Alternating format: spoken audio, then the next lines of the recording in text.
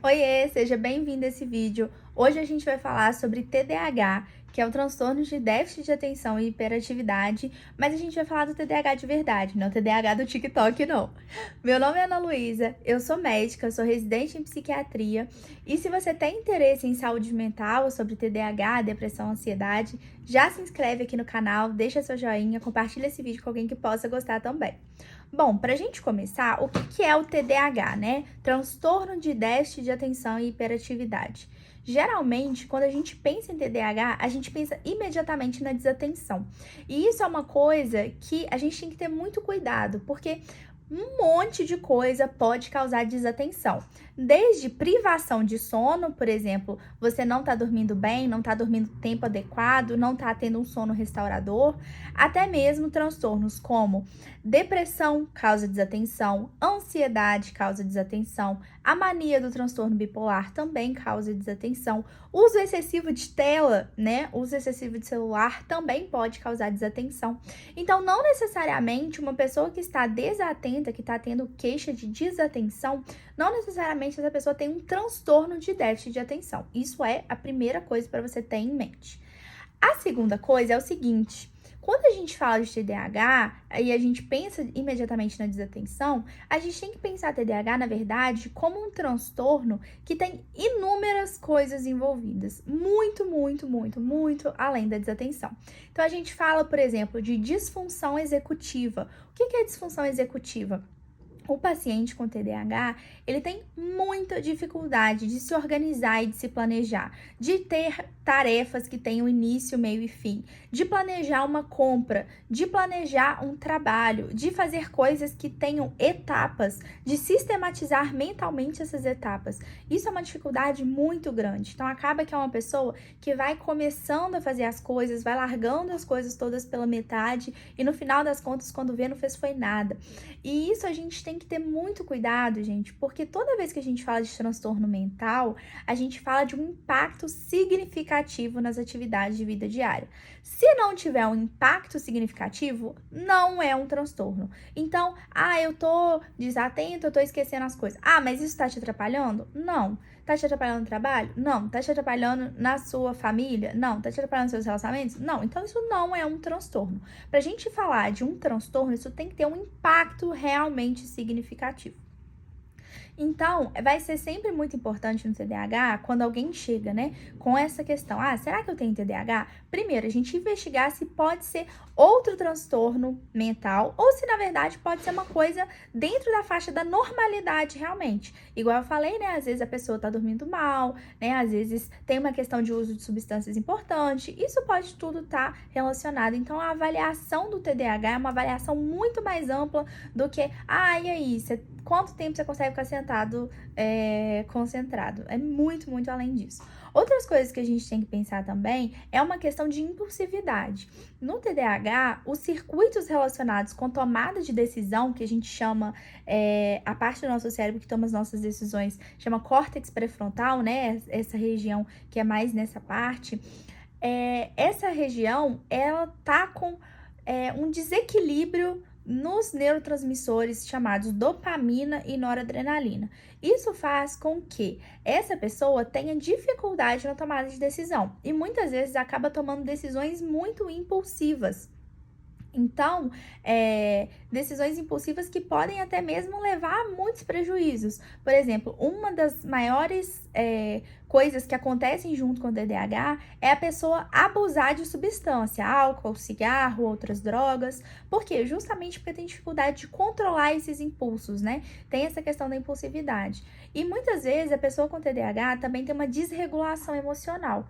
O que é isso, né? Essa pessoa ela não regula as emoções da forma como precisava. Então, acaba que pode ser uma pessoa mais explosiva, pode ser uma pessoa que tem mais essa dificuldade de regular, de lidar com essas frustrações, de lidar com essas situações. E quando a gente fala da hiperatividade, né, teste de atenção e hiperatividade, geralmente a gente fala da hiperatividade muito mais no TDAH na infância. tá? A hiperatividade, ela tende a melhorar com a idade. E muitas vezes a questão da desatenção chama muito mais atenção na vida adulta do que na infância, porque as demandas vão aumentando.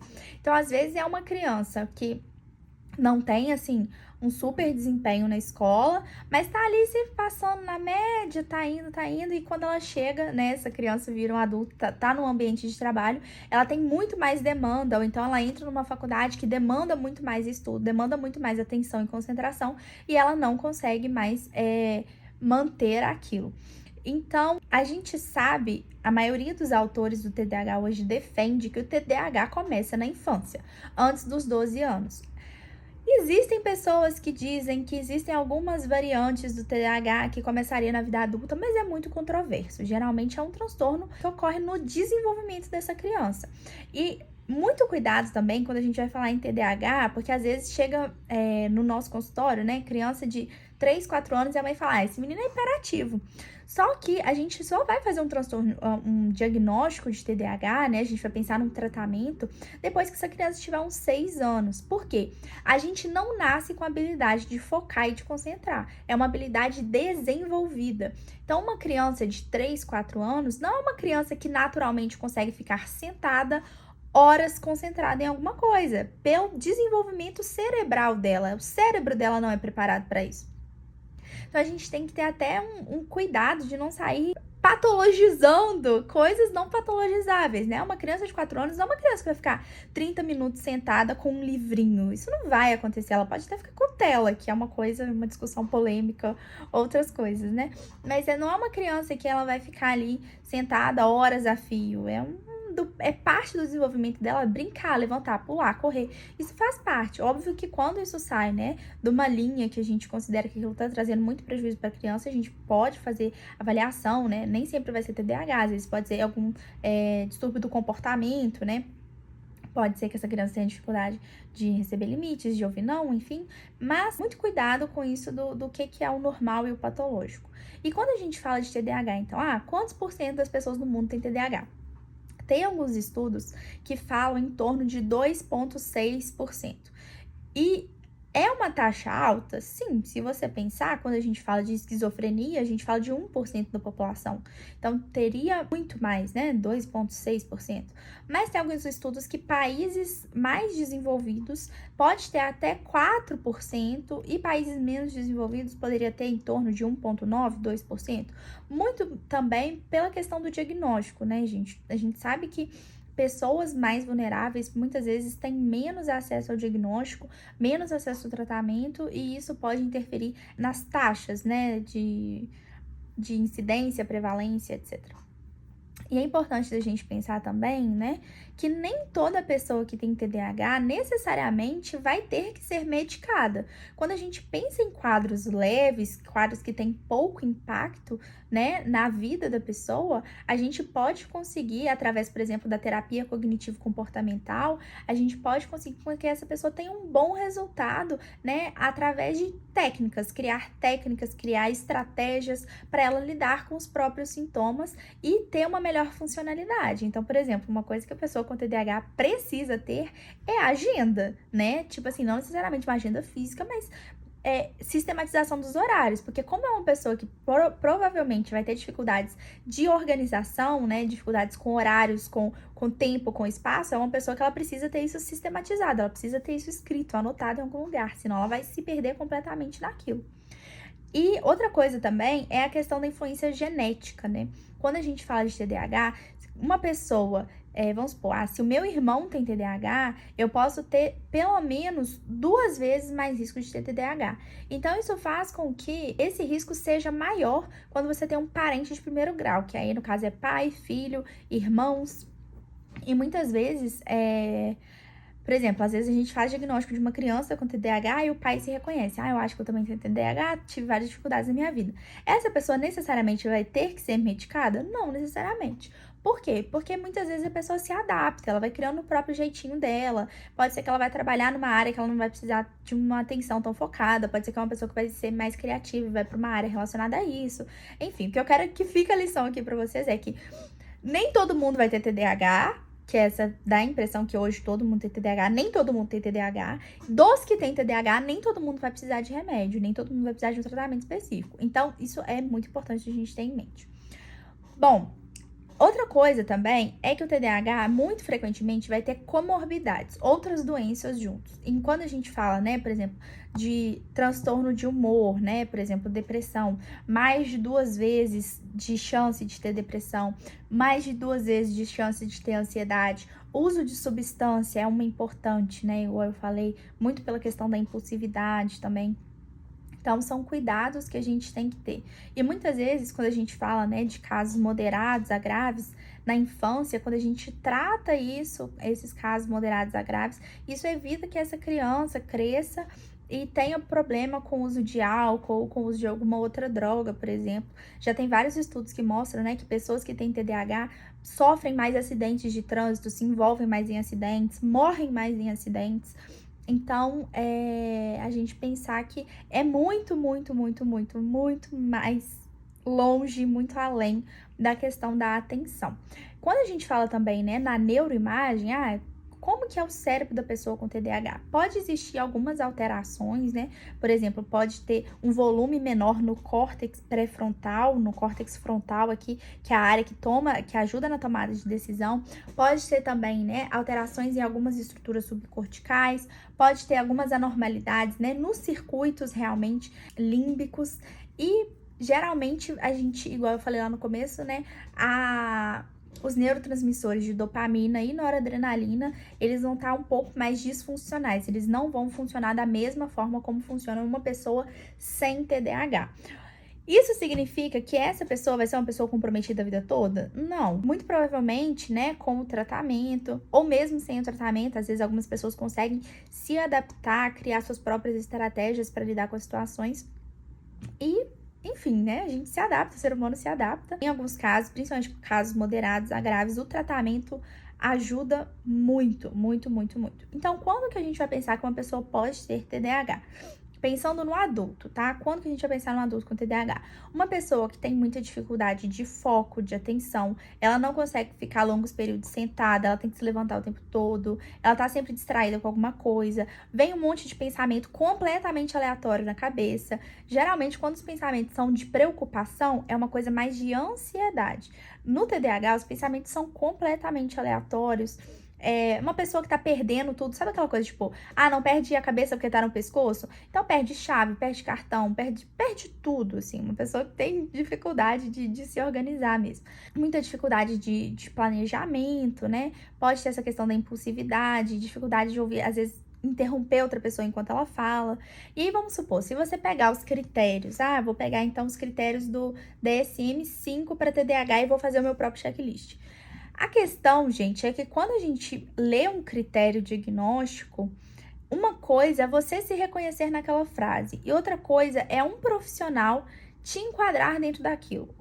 Em que sentido que eu falo? No sentido de gravidade. Igual eu falei que pra gente falar que é um transtorno, aquilo tem que ter um prejuízo significativo na vida, entende? Não existe um transtorno sem um prejuízo significativo na vida. E quando a gente fala de um prejuízo significativo, são prejuízos realmente. Não é uma coisa tipo, eu tirei 8,5 ao invés de tirar 10. Não é isso, sabe? A gente tá falando de, um prejuízo real. Uma pessoa que tem dificuldade, que tem um desempenho aquém do esperado, né? É uma pessoa que não consegue se organizar. E esse prejuízo vem em outras áreas também. Às vezes é uma pessoa que não consegue manter relacionamento porque tá sempre impulsiva, né? O uso de substâncias, enfim, isso precisa de uma avaliação mais ampla. E como que a gente faz o diagnóstico?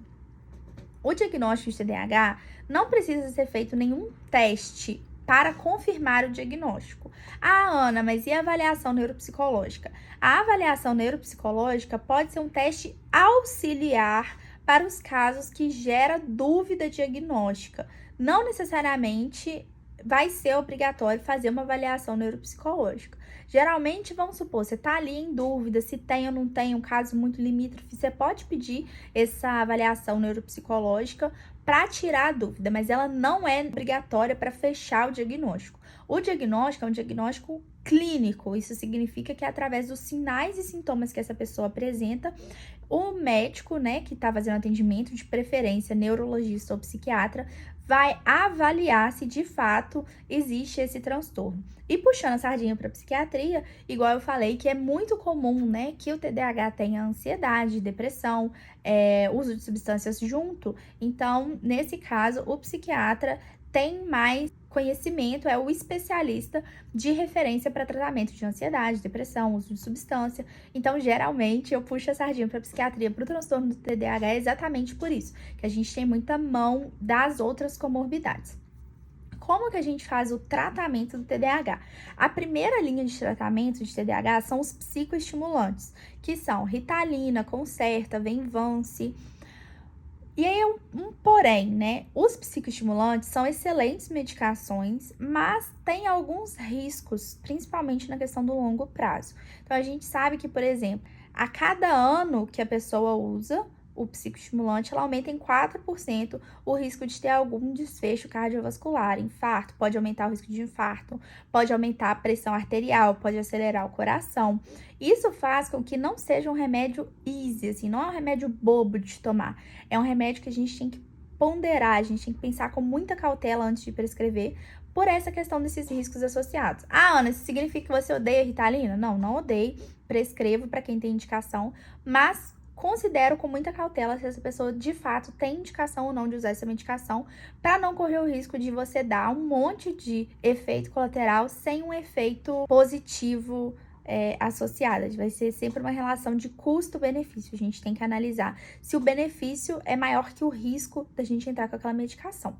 E aí a gente vai tateando dose aos poucos. Tem pessoas que não toleram por efeito colateral. Geralmente quem tem quadro de ansiedade não costuma tolerar muito bem psicoestimulante. Então, sempre que a gente tiver comorbidade, se tiver uso de substância, depressão e ansiedade, a gente tende a tratar primeiro essas coisas, depressão, ansiedade, uso de substância, antes da gente tentar tratar o TDAH. Porque às vezes o psicoestimulante pode piorar um pouquinho dos sintomas. Então, a gente primeiro, vamos supor, aí uma pessoa que chegou, tem muitas questões de ansiedade, você questiona se pode ter um TDAH. Você vai primeiro tratar essa ansiedade estando bem controladinha, a gente vai olhar, ainda tem coisas que fazem a gente pensar em TDAH ou não? Melhorou 100% e era ansiedade. Ah, então aí a gente vai avaliar.